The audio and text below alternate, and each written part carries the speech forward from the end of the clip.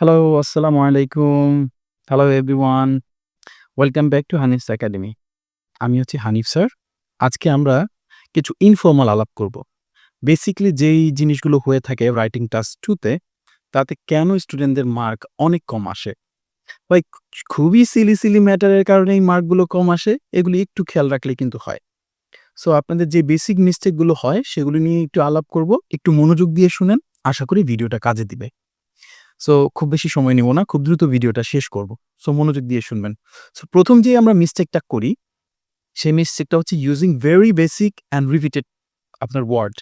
So এই ওয়ার্ডগুলো এতই বেসিক হয় যে নরমালি আমরা আ সবসময় ব্যবহার করে আসতেছি। কিন্তু IELTS ভাই একটা একাডেমিক জিনিস। আপনি একাডেমিক জিনিস আপনার অনেক কিছু ট্রাই করে। তারা বেসিক থেকে বেরিয়ে আসতে হবে আপনাকে। বেসিক থেকে বেরিয়ে এসে নতুনভাবে চিন্তা করতে হবে। তো আপনার সাধারণত হয় কি আপনি গুড, ব্যাড, a lot এই ধরনের জিনিসগুলো দেখেন। এতে এক্সামিনার ধরে নেয় যে আপনার ভোকাবুলারি খুবই লিমিটেড। যা লেক্সিক্যাল রিসোর্স এর আন্ডারে পড়ে এবং লেক্সিক্যাল রিসোর্সেস যেটা হয় আপনার তখন ব্যান্ড স্কোরটা কমে যায়। সো বেসিক ওয়ার্ড গুলো থেকে একটু বেরিয়ে আসুন। হ্যাঁ? একটু ডিফারেন্ট ওয়ার্ড ব্যবহার করা শিখুন। সো প্রতিদিন সিনোনিম প্র্যাকটিস করুন। সিনোনিম প্র্যাকটিস করলে আপনার হয়ে যাবে আশা করি। সো সলিউশনটা হচ্ছে আপনি ইনস্টেড অফ ভেরি বিগ আপনি বলেন enormous, হিউজ, humongous ঠিক আছে? ইনস্টেড অফ ব্যাড ইউজ করার চেষ্টা করেন detrimental, harmful ঠিক আছে? সো যদি বলি যে একটা রাইটিং এ যদি বারবার ইউজ করেন না একই ওয়ার্ড, এক্সামিনার আসলে আপনাকে লেক্সিক্যাল রিসার্চ এ মার্ক ডাউন করে দিবে। সো সেক্ষেত্রে আপনার ব্যান্ড স্কোরটা তো ভালো আসবে না। তাই সিনোনিম শিখেন। এটা একটা ওয়ে। সেকেন্ড অফ অল আপনি যেটা করতে পারতেছেন আ using big words না বুঝে শুনে but in the wrong context. So wrong context এ আপনি বিগ ওয়ার্ড লিখে আপনি ভাইবেন না যে আপনাকে এক্সামিনার এতই বোকা না আপনাকে মার্ক দিয়ে দিবে। সো কখনোই এরকম আনইউজুয়াল কোনো ওয়ার্ড ব্যবহার করবেন না। আপনি না বুঝে একটা ওয়ার্ড এমন জায়গায় ব্যবহার করলেন যেখানে আসলে ব্যবহার করা উচিতই হয় নাই আপনার। সো এগুলোর ক্ষেত্রে একটু খেয়াল রাখবেন। যেমন আপনি বললেন যে ডিলিশিয়াস তো মজাদার। এখন আপনি মজাদার লিখলেন, আপনি এখন কোম্পানির সাথে যদি মজাদার লেখেন, "দ্য কোম্পানি ওয়াজ ডিলিশিয়াস" ভাই কোম্পানি তো খাওয়ার জিনিস না। হ্যাঁ? ইন্টারেস্টিং হতে পারে, বিগ হতে পারে, ঠিক আছে? জায়ান্ট হতে পারে। সো ডিলিশিয়াস মজাদার বলতে আপনি কোম্পানিটাকে মজাদার কি বুঝাইছেন? খাবার বুঝাইছেন? ডিলিশিয়াস তো খাবারের সাথে যায়। আচ্ছা, অনেক ফানি, তাই না? সো বললেন যে, "I was very environmental about it." Meaningless, তাই না? তাহলে এইটার সলিউশনটা কি? এটার সলিউশনটা হচ্ছে কলোকেশন। আপনি কলোকেশন শিখেন। কোন ওয়ার্ডের সাথে যায় সেই ধরনের কলোকেশন গুলো শিখেন। আশা করি তাতে আপনার অনেক উপকারে আসবে, ব্যান্ড স্কোরটা বেড়ে যাবে। যেমন সে ফর এক্সাম্পল আপনি ডু এ ডিসিশন না বলে বলেন মেক এ ডিসিশন। আচ্ছা তারপর হচ্ছে আম স্ট্রং রেইন, স্ট্রং রেইন না বলে বলেন হেভি রেইন। তাই না? সো এইভাবে আপনার কোন ওয়ার্ডের সাথে কোন ওয়ার্ডগুলো যায় কলোকেশন এর একটা ভিডিও অলরেডি দেয়া আছে। আমি পিডিএফ ফাইল হয়তো এখানে দিয়ে দিয়েছি। চেক করবেন। যদি পিডিএফ ফাইল কেউ না পেয়ে থাকেন আমাকে বলবেন আমি প্রোভাইড করে দিব। জাস্ট আ কমেন্ট করে দেন নিচে। ওকে? সো সেটা নিয়ে ভাববেন না। তারপর আমরা চলে যাই ৩ নম্বর যে মিস্টেকটা আমরা সাধারণত করে ফেলি।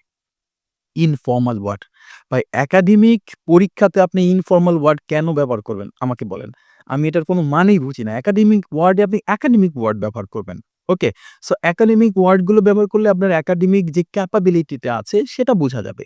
তো সেক্ষেত্রে আপনি কি করতে পারেন? আপনি অনেক সময় ব্যবহার করেন গনা, ওয়ানা, হ্যাভটা, গাইস, কিডস, কুল, অসাম ভাই এগুলো বাদ দেন।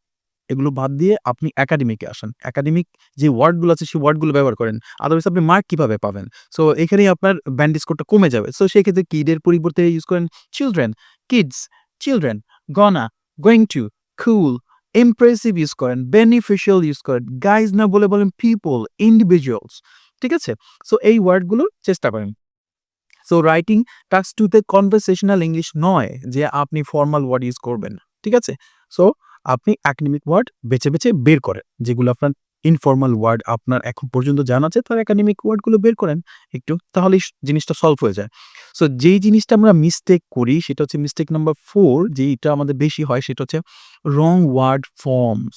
রং ওয়ার্ড ফর্মসটা হচ্ছে আমরা সিঙ্গুলার না প্লুরাল সেই সিঙ্গুলার এবং প্লুরাল না বুঝে আমরা ওয়ার্ড ব্যবহার করি। যেমন ইট হ্যাজ মেনি বেনিফিট বললাম। মানে ইট হ্যাজ মেনি বলছি, অনেক বলছি। এখানে বেনিফিট কেন বলবেন রে ভাই? আপনি বলেন বেনিফিটস, তাই না? It has many benefits, not many benefits. তো এখানে সিঙ্গুলার প্লুরাল এর একটা কাহিনী আছে, এটাকে বলতে হবে। আবার অনেক সময় বলতে পারেন আপনি টেকনোলজি ডেভেলপ ফাস্ট। ভাই টেকনোলজি ডেভেলপ ফাস্ট, টেকনোলজি তো আমরা জানি যে থার্ড পারসন সিঙ্গুলার হিসেবে দিতে হবে। টেকনোলজি ডেভেলপস হবে। ডেভেলপ হবে না, ডেভেলপস হবে। তাই না? টেকনোলজি ইস ডেভেলপিং ফাস্ট বলেন আপনি কন্টিনিউয়াস টেন্সে, সেটাও আপনি করতে পারেন। ঠিক আছে? সো এই ক্ষেত্রে আপনার যেটা হচ্ছে আপনার সাবজেক্ট ওয়াইজ মানে ভার্ব এগ্রিমেন্ট যেটাকে আমরা বলি। সো ভার্ব এগ্রিমেন্টটা আপনাকে দিতে হবে। Subject verb agreement. সো এটা খুব ভালো করে শিখেন। সাবজেক্ট ভার্ব এগ্রিমেন্ট না হলে আপনি জীবনে আশা কইরেন না ভাই আপনার টাস্ক 2 তে ভালো আপনি স্কোর উঠাইতে পারবেন। সো আমাদের মেক্সিমাম স্টুডেন্টের সবচেয়ে বড় প্রবলেমটা হচ্ছে subject verb agreement. So subject verb এগ্রিমেন্টটা আপনি বুঝে নেন কিভাবে করবেন। ঠিক আছে? সো ইন দ্য ফিউচারে আমি ট্রাই করব একটা সাবজেক্ট ভার্ব এগ্রিমেন্ট নিয়ে ছোট্ট একটা টপিক বা ক্লাস করার জন্য। সো আশা করি চ্যানেলের দিকে চোখ রাখবেন। ওকে? সো এক্সামিনার খুব খেয়াল করে এগুলো, অনেক খেয়াল করে। এই ছাড়া আপনার নাউন, ভার্ব, অ্যাডজেক্টিভ এগুলো কোথায়, কোথায় বসবে, সেন্টেন্সের কোথায় আপনি বসাবেন, কার সাথে বসাবেন এগুলো একটু শেখান। এগুলো শেখার মাধ্যমেই আপনি পাবেন। সো এই দিকে খুব ভালোভাবে খেয়াল রাখবেন। সো বেসিক্যালি সামারিটা কি হচ্ছে সিঙ্গুলার প্লুরাল এর দিকে খেয়াল রাখবেন। কোন টেন্স করছেন সেটা খেয়াল রাখবেন। ঠিক আছে? IELTS এ আপনার সব টেন্স ব্যবহার করতে হবে এমন কোনো কথা নাই। হ্যাঁ?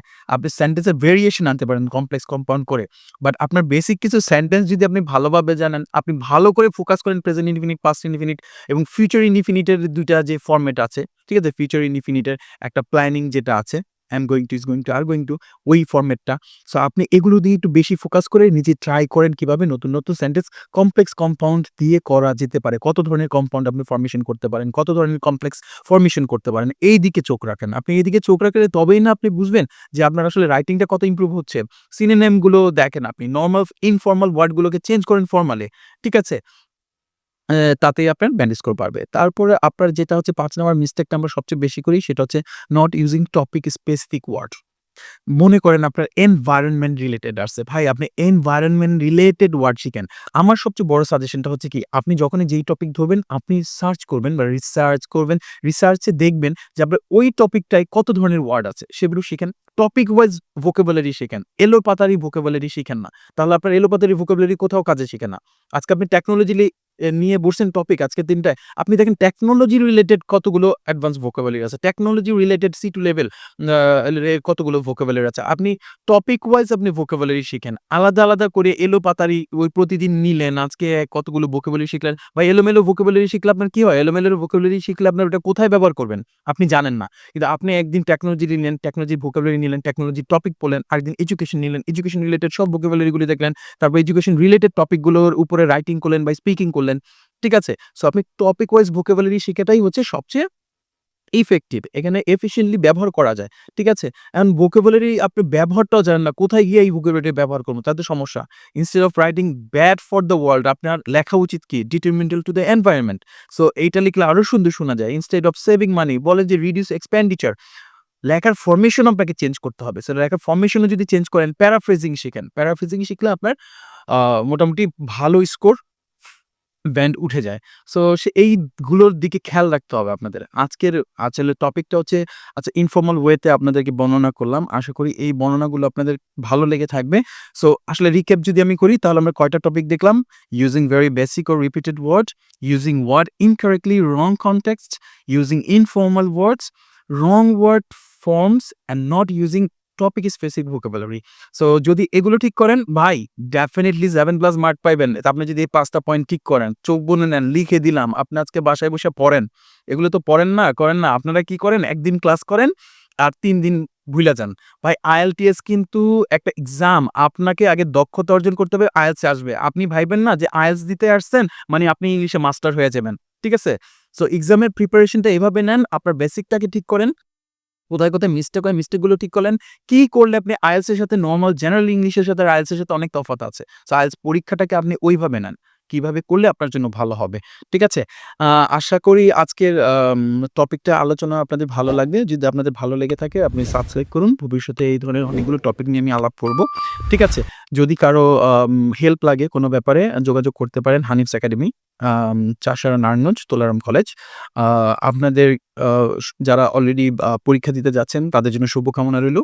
Thank you so much for watching this video and all the best for you IELTS journey. See you in the next video. আসসালামু আলাইকুম। আল্লাহ হাফেজ।